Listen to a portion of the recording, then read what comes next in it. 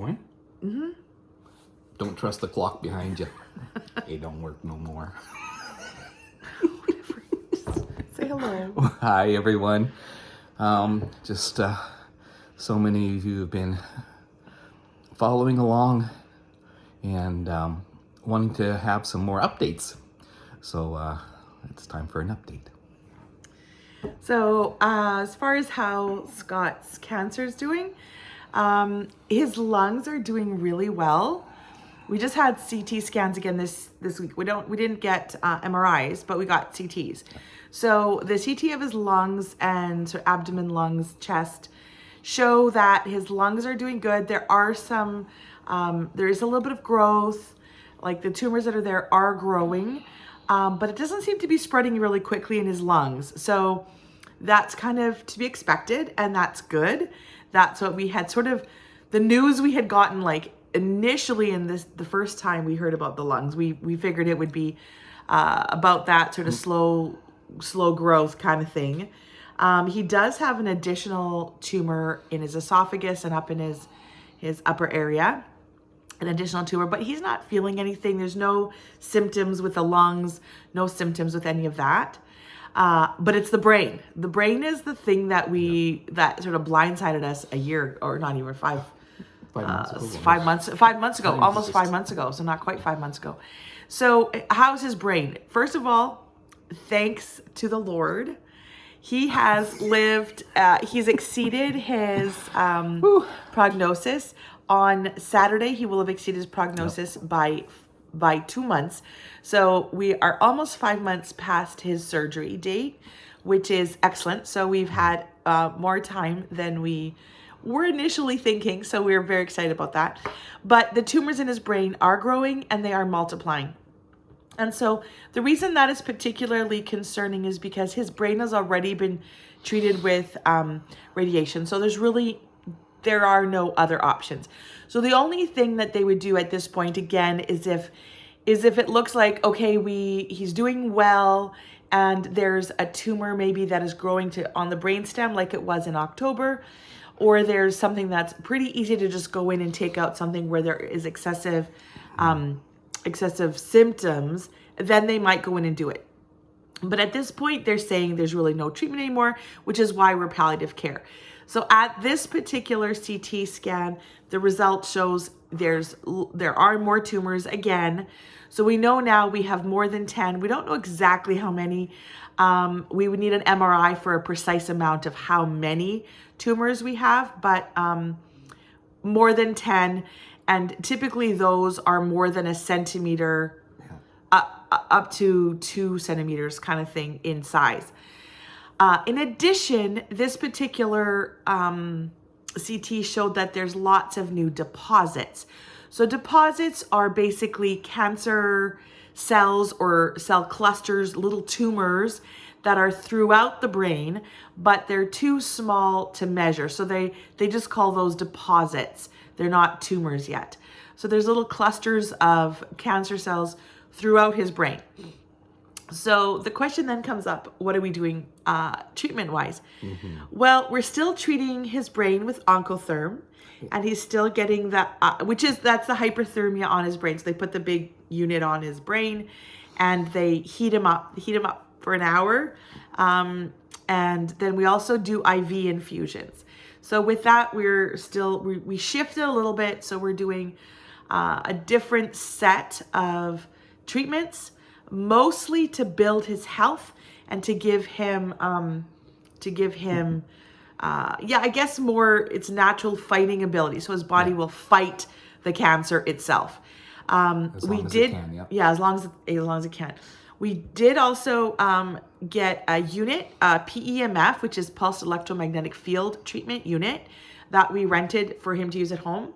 Mm-hmm. He's using that, not maybe as often as he should, but it is really hard to sit there for an hour with literally a big ring around your head, or lay on the bed for an hour.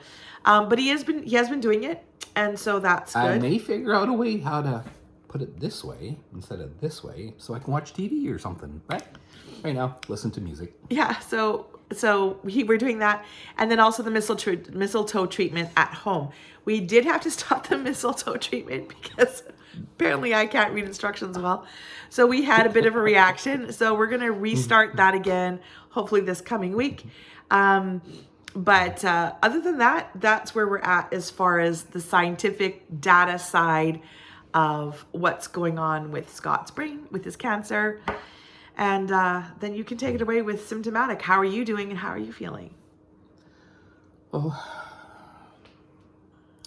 well, I'm a very emotional person to begin with. Thanks, Dad, Grandpa Ferguson. But this is really plays in with my emotions. So even sometimes I just see somebody that's familiar, I just start crying right away. So I'm pretty emotional. I've got about a whole page of signs and symptoms. I won't bore you, but it's getting difficult. My balance is holding out, but it's getting poor. So it was wonderful to be able to be at Calvary Church this morning with our family, our church family there, and family. But the taste is off, so a lot of food just is bland now. I'm struggling with my eyesight because of the it's not cataracts anymore. Lens. The lens needs to be replaced in his eye. So he's mostly blind on the right side. So it's like a strong snowstorm. It's just very foggy. Can't really read anything. And then cataracts on the left. And the cataracts started on the left. Carla-Ann's doing a good job taking care of me. So thankful for her. So thank you for your prayers, for your interest in our journey. Thank you for those who have taken the time to call or to message or visit. Thank you. Appreciate all that you're doing for us.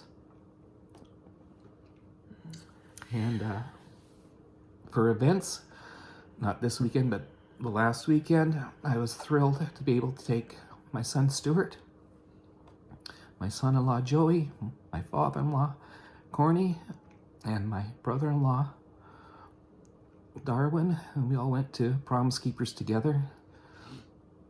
And that was a wonderful time of worship. And made it to church this morning. That was good. Looking forward to Carla-Ann has been planning a full family weekend. All of us together for a weekend coming up next weekend. So looking forward to that. Yeah. So yeah, his body's getting weaker, much weaker. And so, but he's doing good. He's doing good. His heart is good. It is hard. I've got a lot of trembles and stuff happening now. Lots of tremors in his body. His body shakes and shakes and shakes. And he definitely feels weakness in his left side, particularly by his hip and down. So we've done a couple of different x-rays about that just to see if there's anything, physiological. Maybe there's a tumor or something there. But right now we are suspecting it's probably from the ongoing usage of the steroids. But he still sleeps well at night. There are a few adaptations we think we're going to have to make in the next little while. God is giving us strength for those. We still have peace about the future, peace about healing. We keep talking about, if the Lord heals him, we're going to have to make some changes. We've never been a healthy married couple. And so we'd have to make some changes. But you know what? We are just so grateful that the Lord gives us strength no matter what. No matter what. And I'm tired. So we're both tired. Yeah, we're both tired. There's a lot to this journey. But we're so grateful. I have some new friends that we found at our new church. And it's been, we've never really felt so loved before at a church. And it's been so cool to meet new people. And I had a ladies' night here the other night when Scott was gone with the guys last weekend at Promise Keepers. And it was just so neat. Two of the other women are newly widowed. And just to be able to hear their story and connect and realize that, this journey of grief, this for me, I guess the word would be anticipatory grief. We're losing things all the time. That's something that Scott would have experienced with his first wife, Rhonda. And so this anticipatory grief is exhausting, and there's lots of changes, but we love each other, and we love the Lord, and he's giving us faith, and we are just so, so, so grateful that we know without a shadow of a doubt that this is not what God's plan was. This is not perfect. We don't live in a perfect world, and we don't by any means want to fight to stay here, but we do want to fight for our faith to move on to eternity. And so we're fighting to hold on to faith, and God's been gracious with us in that. Our faith is strong. And although the days are hard and sometimes long, and we don't get enough sleep, we feel protected, really protected, I would say, by the love of the Lord and the grace and his peace around us. I don't know what else. I would say we're kind of in the, I don't know, the hard part. It's been hard all along, but we're kind of in now this, we're kind of in a bit of a waiting game, seeing where the Lord's going to heal. Is the Lord going to take him home? And working out and walking out the hard stuff of this journey. There's nothing else to do, really, but live right now with whatever these symptoms are, with whatever day and energy the Lord gives. How do we live with each other? How do we live with our kids? How do we live with those that we love? And how do we live now? Some wisdom things to pray for. We still have lots of decisions to make. And so, just asking the Lord for wisdom for us as we make decisions, how to live well, how to spend well. One decision that we probably will make is that DMSO, which is that stinky drug.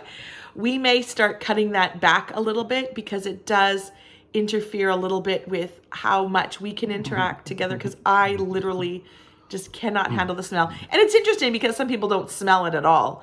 But for me, it's really strong. So we want to just make sure that we're able to stay connected and not feel... She's getting tired of driving me home with her head stuck out the window. No. I keep thinking I should have a shirt that says I stink. Yeah, this time we tried opening up the sunroof. The sunroof. It's a little bit better. But so there's a couple decisions we need to make about that, decisions about end of life stuff. But for the most part, we're ready, and we're walking in faith for eternity, knowing that what's coming for Scott, for all of us, is so much better than what this earth holds. So we're grateful for all of you. Thank you for your prayers. Your notes of encouragement, they mean a lot to us. For those of you who do message Scott, it's probably better to message me. He has a hard time reading, and just because of his vision. And texting is hard, so you might get some garbled. Or I forget. Or he forgets. Yeah, the memory or I issues think I are answered getting... and forgot. The memory issues are definitely getting harder. So feel free to send me a message or a text or post a message here, and then I'll make sure he gets it. But honestly, if it's something directly for Scott, then send it either on Messenger or text me, WhatsApp me, Signal me, whatever, and I'll make sure he gets that message. All right? We love you guys. Thanks. Bye-bye.